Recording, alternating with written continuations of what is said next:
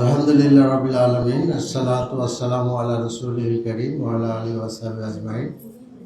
সাংবাদিক বন্ধুরা, ভাই বোনেরা, আসসালামু আলাইকুম রাহমাতুল্লাহ। আমি আমার পক্ষ থেকে আবারও আপনাদেরকে ধন্যবাদ জানাচ্ছি যে বন্ধের দিনে আপনারা এসেছেন।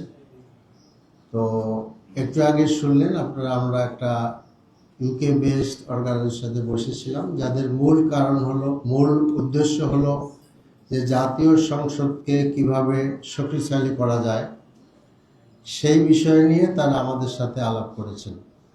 তো আমরা তাদের কথা শুনেছি এবং আমাদের পক্ষ থেকে আমরা বলেছি যে আমরা প্রথমত যেটা বলেছি যে আমরা চাই যে আমাদের এই যে ত্রয়োদশ জাতীয় সংসদ, এই সংসদটা পূর্বের সংসদ থেকে ভিন্ন। কারণ এই সংসদটা জুলাই আন্দোলনের পরে গঠিত একটি সংসদ। এই সংসদের ব্যাপারে দেশের মানুষের আশা বা অ্যাসপিরেশন সম্পূর্ণ আলাদা।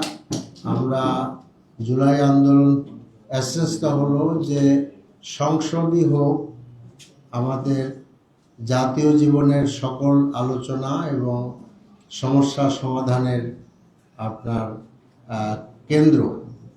সেক্ষেত্রে সরকারি দলের সাথে বিরোধী দল সমানভাবেই ইম্পর্টেন্ট। তো সেই সব বিষয় নিয়ে আমরা কথা বলেছি যে কি করে একটা সংসদে সরকারি দল এবং বিরোধী দল তারা ইম্পর্টেন্ট রোল প্লে করতে পারে। অনেকগুলা ডিফিকাল্টিজ আছে, কারণ আপনারা জানেন যে সরকারি দল এখন একটা বড় মেজরিটি নিয়ে আছেন। সেক্ষেত্রে কোনো একটি বিষয় নিয়ে আলোচনা করতে গেলে সকল কিছুই সরকারি দলের উপরে নির্ভর করছে। কাজে সেক্ষেত্রে আমরা রুলস অফ প্রসিডিউরের ব্যাপারেও অনেক পরিবর্তনের প্রয়োজনীয়তার কথা সেখানে আলোচনা হয়েছে। সেগুলোর ব্যাপারে আমরা আমাদের সাজেশন দিয়েছি। তারা একটা রিপোর্ট তৈরি করবেন এবং তারাও আমাদের কিছু সাজেশন দিয়েছেন যে কী করে পার্লামেন্টকে আরও শক্তিশালী করা যায়। তো সেই সব বিষয় নিয়ে আমরা কথা বলেছি। এখন আমাদের এই সংসদে সবচেয়ে বড় বিষয় যেটা আমাদের সামনে এসেছে যে সেটা হলো যে জুলাই সনদকে বাস্তবায়ন করা।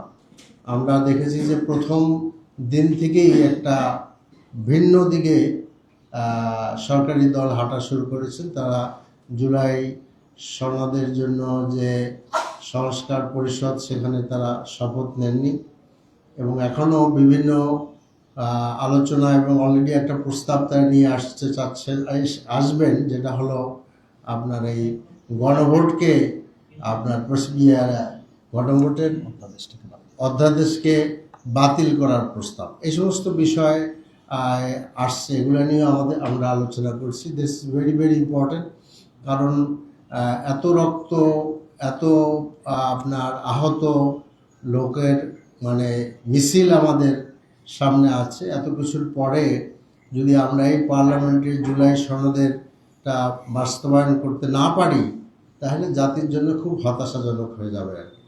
তো এসব বিষয়ে আলোচনা হয়েছে এবং আমরা সেখানে আমাদের পরামর্শগুলো রেখেছি যে কী করে পার্লামেন্টকে আরও শক্তিশালী করা যায়। এবং এখানে মূল কথা হলো যে আরেকটি ইম্পর্টেন্ট কথা হলো যে পার্লামেন্টের বিভিন্ন যে কমিটি আছে, জুলাই সনদের এসেন্স অনুযায়ী সে সমস্ত কমিটিতে অনেকগুলাতেই বিরোধী দলের লোকেরাই হেড করবেন। সেটা এখনও বাস্তবায়ন হয় নাই। এটা আমাদেরকে দেখতে হবে, যদি এটা না হয় তো সেখানে একটা ব্যত্যয় ঘটবে।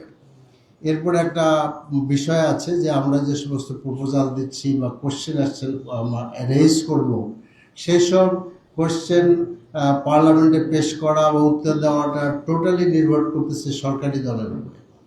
কাজে সেখানেও একটা ঐক্যমত থাকা উচিত বা এমন একটা সিস্টেম থাকা উচিত যাতে করে আমাদের কোশ্চেনগুলো আমরা পার্লামেন্টে আলোচনা করতে পারি। তো এইসব বিষয় নিয়ে আমাদের কাছে তাদের সাথে আলোচনা হয়েছে এবং আমরা এটাও বলেছি যে পার্লামেন্টের সদস্যদেরকে কি করে আরও ট্রেন করা যায়, ডেভেলপ করা যায় টু রোল প্লে করার জন্য, ভূমিকা পালন করার জন্য, যাতে করে পার্লামেন্ট কার্যকরী হয় আর কি। তো আমার মনে হয় যে আরও কিছু জিনিস বাদ থাকে তাহলে আবার শেষের যোগ করতে পারো। তো মোটামুটি এইটাই কথা আর কি। তো তারা আমাদের কথা নোট করেছেন, অ্যাগ্রি করেছেন এবং তারা একটা রিপোর্ট তৈরি করবেন এবং আমরা আশা করছি যে এভাবে একটি প্রসিডিউরের মাধ্যমে বাংলাদেশের ত্রয়োদশ জাতীয় সংসদটা একটি উল্লেখযোগ্য ভূমিকা পালন করতে পারবে। কারণ জামাত প্রথম থেকেই যেটা মনে করছে যে পার্লামেন্ট আমাদের জন্য সকল বিষয়ের কেন্দ্রবিন্দু হয়, সকল আলোচনা, সকল সমস্যার সমাধানের কেন্দ্রবিন্দু হয়। কারণ আমরা আর সেই যে পুরাতন প্র্যাকটিস যে সব কিছুর জন্যই রাস্তায় নেমে আসা, এটা আমরা করতে চাচ্ছি না। তো সেই আশাটা আমরা এখনও ব্যক্ত করতে চাই যে গুড উইশেসটা হবে। আরেকটা ইম্পর্টেন্ট ব্যাপার হলো যে এটা প্র্যাকটিস আপনারা দেখবেন যে আমরা সবসময় বলি যে আমরা ওয়েস্টমিনিস্টার সিস্টেমকে ফলো করি। In the Westminster system, in the British parliament, যখন অপোজিশন লিডার কোনো কথা বলেন, যখন তিনি কোনো কোয়েশ্চেন রেজ করেন, তখন ইনভেরিয়েবলি তিনি prime minister who is the leader of the opposition, তিনি উত্তর দেন। কিন্তু আমরা প্রথম 2 দিনই দেখলাম যে প্রাইম মিনিস্টার কিছুই বলছেন না, তিনি মোটামুটি চুপচাপই থাকছেন। তো অন্য কেউ বলছেন, অন্য একজন। এইটা আসলে পার্লামেন্টারি প্র্যাকটিস না। কারণ এটা একটা ইম্পর্টেন্ট দিক ইজ দ্যাট যে আমাদের অপোজিশন লিডারের উত্তরটা পজিশনের লিডারই দিবেন, এটাই স্বাভাবিক। এবং এটা আমরা এখনও আশা করছি, এই বিষয়টা আমরা তাদেরকে বলেছি। যেখানে অবশ্যই একটা পার্লামেন্টারি লাইব্রেরি আছে, সেই লাইব্রেরিটাও আমাদেরকে ইউজ করতে হবে।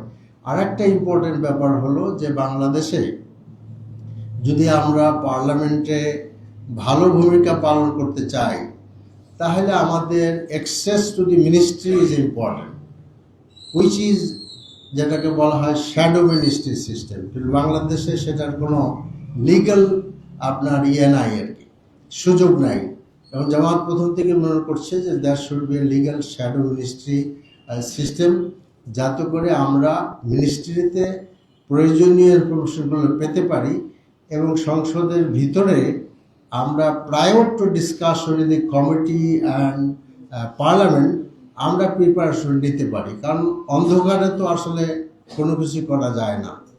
অর্থাৎ আমরা বলতে চাচ্ছি যে পার্লামেন্টের সিস্টেম দেশের সব কিছুটা যেন আমরা ধীরে ধীরে সামনের দিকে যেতে পারি, আমরা আর পিছনের দিকে যেতে চাই না। কাজে আমরা সেই চেষ্টাই করতে চাচ্ছি। তো আমরা আশা করছি যে গুড উইশেস আমাদের সরকারের হবে এবং তারা একটা সুন্দর প্র্যাকটিস গড়ে তুলবেন।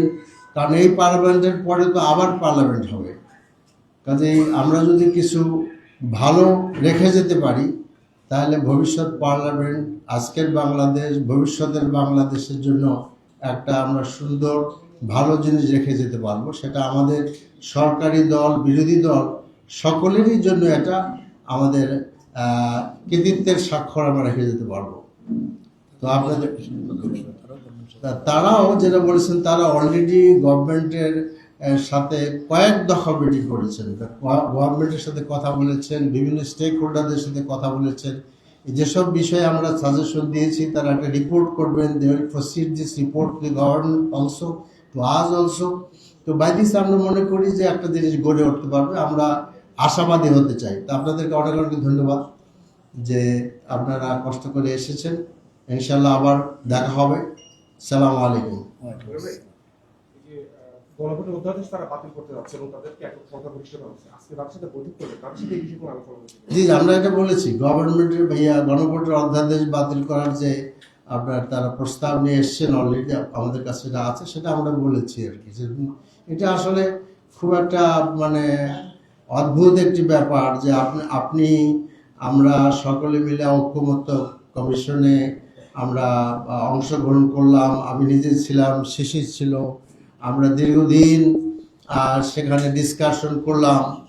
আর দুষ্ট লোকেরা বলে যে আমরা ভালো ভালো খাইলাম আর কি। এখন যদি আমরা কিছুই না করি তাহলে দুষ্ট লোকের কথাটাই তো আসলে এস্টাবলিশ হয়ে যাবে যে আমরা গেলাম, খাইলাম, কিছু করলাম না। তো কাজে আমরা সেটা বলেছি যে আমরা শুধু ডিসকাসই করিনি, আমরা নোট অফ ডিসেন্ট দিয়েছি, আবার আমরা একমত হয়েছি। এবং আপনারা চিন্তা করে দেখেন যে বাংলাদেশের ইতিহাসে right from the Pakistan up to this days কোনো একটি সময়ে পলিটিক্যাল পার্টিগুলো এত বড় বিষয়ে এবং অনেক বেশি বিষয়ে ঐক্যমত হয়নি। আমি আপনার আশা করি আমরা একমত হবেন। This is a very unique feature of our political history. So this is very important for all the political party, যে এই যে একটা আমরা ঐক্যমত হলাম, এই ঐক্যমতকে বাস্তবায়ন করা। কারণ আপনি তো বাস্তবায়ন করার পরে আপনি জুলাই চার্টারে স্বাক্ষর করেছেন।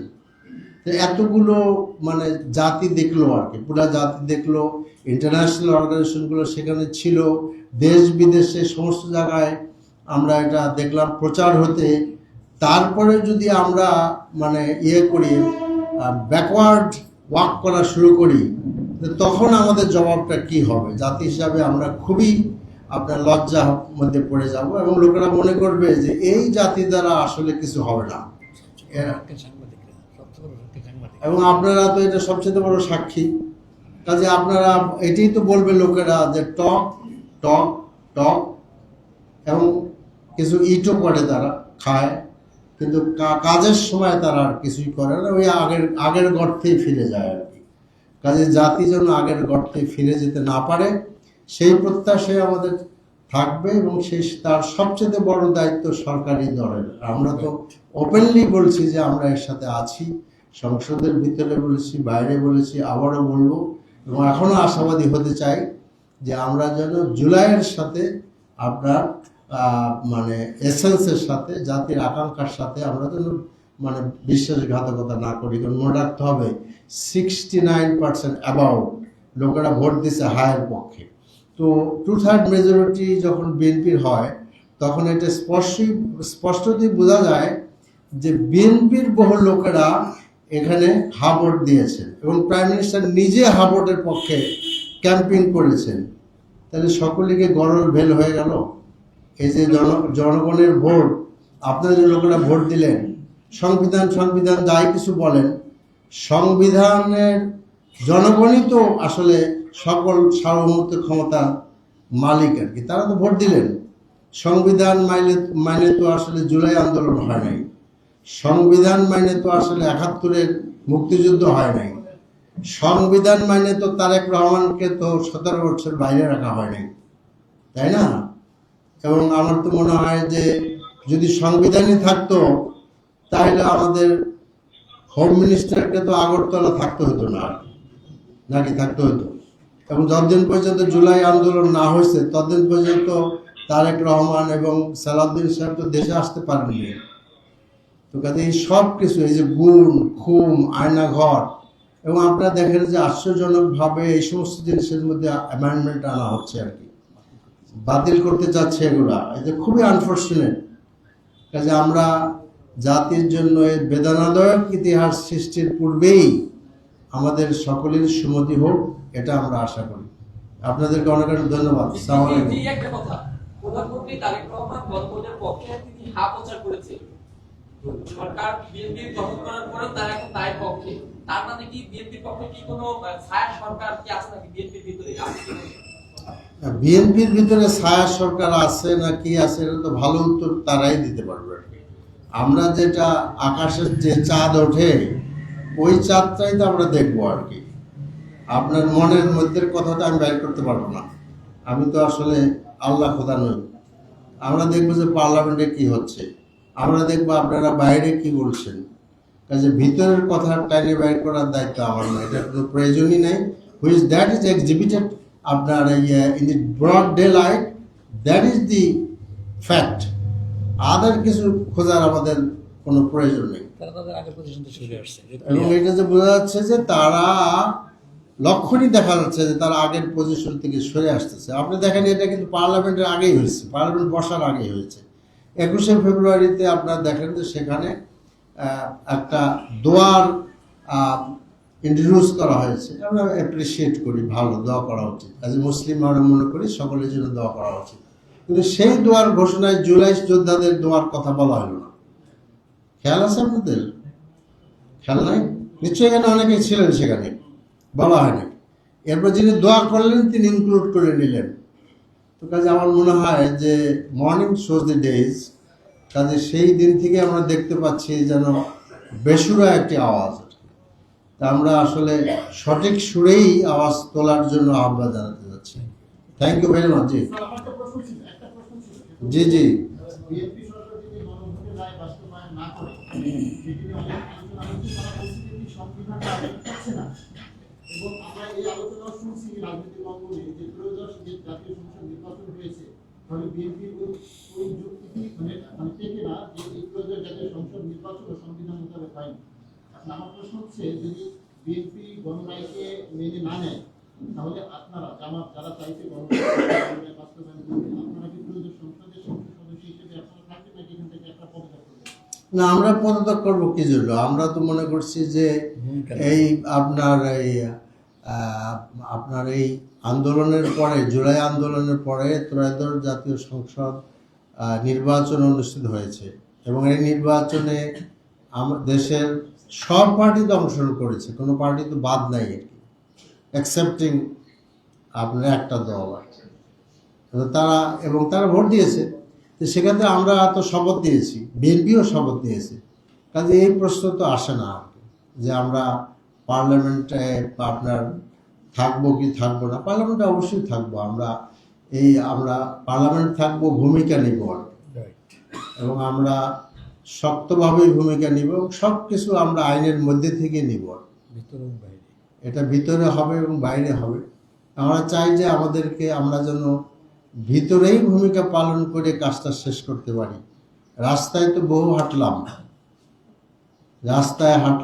জেলে থাকলাম, আয়না ঘরে থাকলাম, আপনারা 17 বছর বাইরে থাকলেন, আপনারা ভারতে থাকলেন, এখনো এই পার্লামেন্টে একজন দুজন সদস্য এবং একজন আছেন, কমপক্ষে একজন, যার হাজবেন্ডকে এখনো আপনার পাওয়া যাচ্ছে না।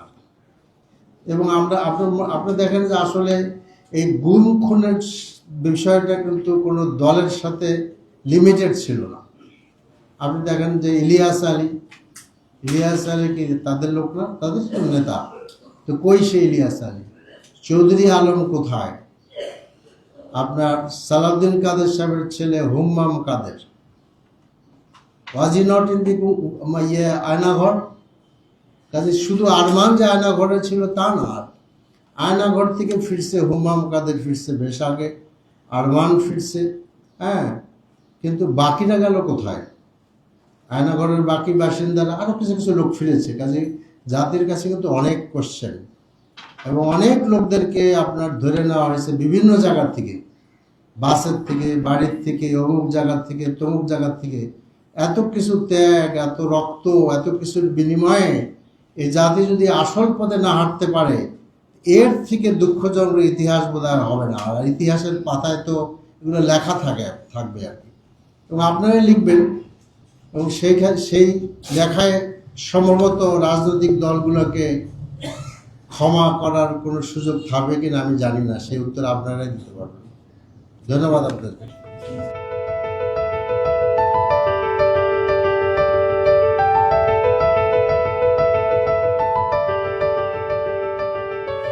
দিনাজপুর টিভি মানুষের জীবনের কথা বলে।